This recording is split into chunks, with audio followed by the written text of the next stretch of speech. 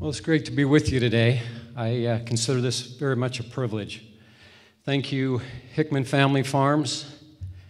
Thank you to the Arizona Business Journal, and thank you to ABC 15. I've had an opportunity to be in the home building industry now and to work for Lennar here in Phoenix for the last 19 years and to be the division president here. And this past year, Lennar purchased Cal Atlantic in February and created the largest home builder in the country and the largest home builder here in the state. So with that backdrop and the fact that this past year, the combination of Lennar and Cal Atlantic, Lennar closed 2,048 homes. And the goal for this upcoming year is to close 2,100 plus homes. So we've got a challenge ahead of us. It's been an interesting experience merging two large companies like that. And the biggest challenge we've had has been workforce. And let me just explain why I would say that. So what we had happen this past year, and this would fascinate some people, and that is that we had lotteries at 10 of our communities. Not 10 lotteries, lotteries at 10 of our different communities. Let me just share with you one experience that I had, and this was in South Phoenix, where we have tremendous success because of the proximity to downtown. I went to this lottery. Now, you have to understand, in order to come to the lottery as a buyer, you have to come out to our community first. You have to say, I want to buy a home, and we tell you that, you know what, we limit how many homes we release each month. So why don't you come back next month, because we don't have any available this month, but you need to pre-qualify. You need to figure out which home you want. You need to figure out which home site you want to buy, and then just come back next month at the appointed time. And if we draw your card, you'll be one of the lucky home buyers. Now, for a lot of us, we would say, you got to be kidding me. There's no way I would do that. I went to this lottery in South Phoenix, one of the 10 communities this last year. There was 21 people that were there. And I say people, I mean either people or individuals, families that were already pre-qualified to buy a home. And so it's an interesting thing. Some of these families are pretty creative. They bring their young kids so that I'll feel bad when their young kids cry and I don't sell their parents a home. And it's pretty effective because I actually do feel bad. So I go to this lottery, and we sell 6 homes. There's 21 people there to buy a home from us. Now, I don't know about you, but that hurts, okay? And you say, well, why would you do that? And there's only one reason. It's because even if I sold 21 homes, we would only start 6 homes the next month, and then 6 homes the next month. So we might as well not create a problem for our trades and for these people. So we say, please come back. And thankfully, a lot of them do. So that was one example of what we experienced. We have a workforce shortage. Our estimate for this last year is that we could have sold and closed an additional 100 homes. So Lennar is approximately 10% of the market. 2,100 homes, there was about 22,000 permits pulled this last year. So if we are, as one builder, 100 short, that means there's 1,000 homes that didn't get built this last year. And a lot of you could look at this and say, well, that's too bad for you builders. But what I want to point out is that it's not just too bad for us builders. What's happening is, as a result of that happening, you have 1,000 homes that didn't get built. Let me just explain a couple of quick things. We use 40 different trades to build one home. And you say, well, how many people? It's about 140 to 150 conservatively to build one home. That's quite a few. You know, you got plumbing, you got concrete, you got framing, electrical, heating and air conditioning, you got insulation, sheetrock, stucco, and it goes on, landscaping, fencing, all of those things. There's 40 different trades that work for us.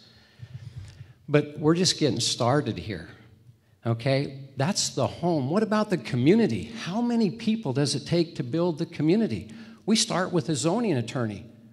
Okay, we start with an attorney that helps us with the contract.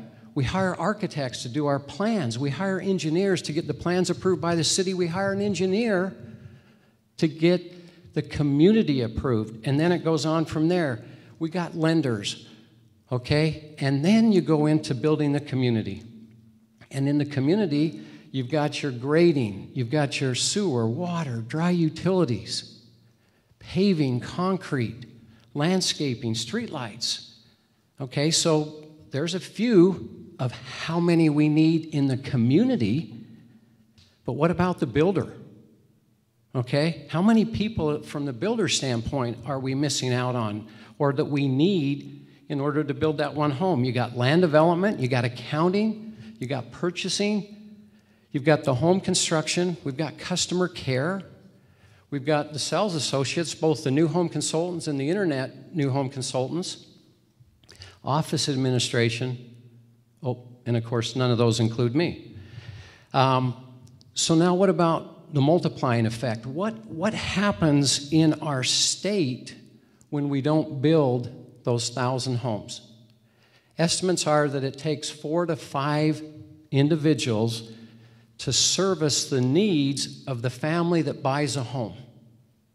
So if we have 1,000 homes that don't get built this last year, there's another 4,000 to 5,000 individuals in our local economy that could have had a job to service those 1,000 people. We're talking about 4,000 or 5,000 jobs in our local economy for that 1,000 homes. Now, what's interesting about that is we're still not done yet, because the fun just gets started after you buy the home. Any of you buy a home lately? You know, that old couch just doesn't cut it anymore. So you get some new furniture, and the appliances, they don't cut it either. Well, if you get appliances and you get a new couch, you better get home security. Then we go from there to your patio furniture. You're not going to invite somebody over to see your new pool and your landscaping if you don't have any patio furniture.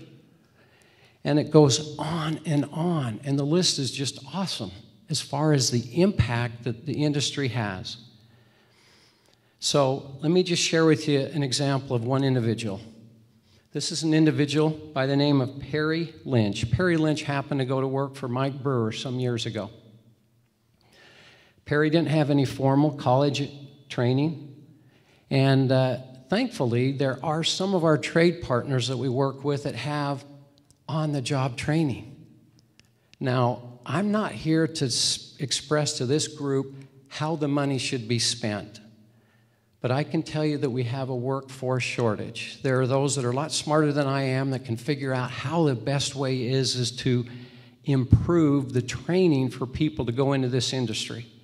But thankfully, today, we have some trade partners that are making up for the shortage that today exists.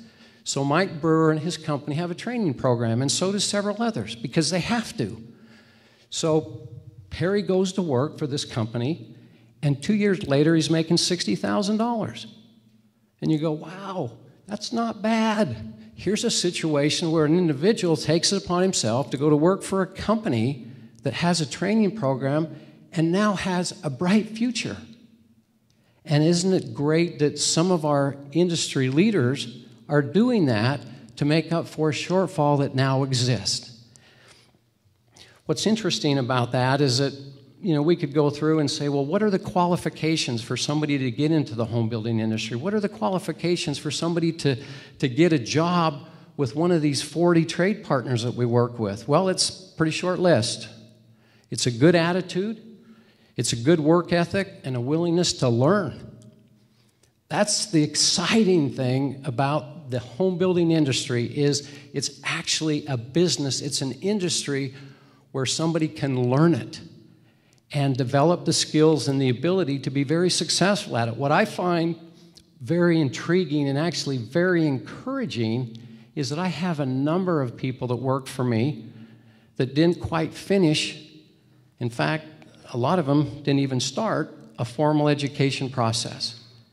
They work in the home building industry, and they work in all different aspects. I have several of our key managers that work for us that don't have a college degree. And so what I'm suggesting to this group is that we have a fundamental need today to find a way to make it known to people. The message that exists is that, and the feeling, I would say, is that there's this strong feeling in our society today that everyone needs to go to college. And that's awesome. And congratulations, President Crow. I'm excited for the fact that that does exist, but I also understand and appreciate the fact that there's some other opportunities out there. And all I'm here to do today is to say that, and really to just make the point that there's an opportunity that exists in the workplace today for individuals that want and need another opportunity, a great experience.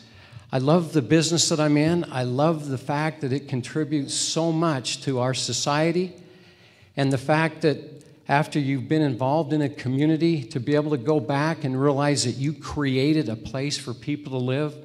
What an awesome experience and what an awesome industry.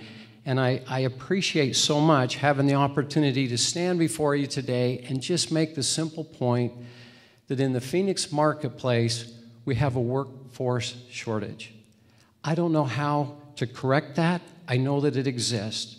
And I would plead with those that are in positions of power to understand that education is an incredibly important part of our society here today, but so is training individuals to be able to work in the trades and to be able to help move forward our economy because of the incredible engine that home building is. So thank you.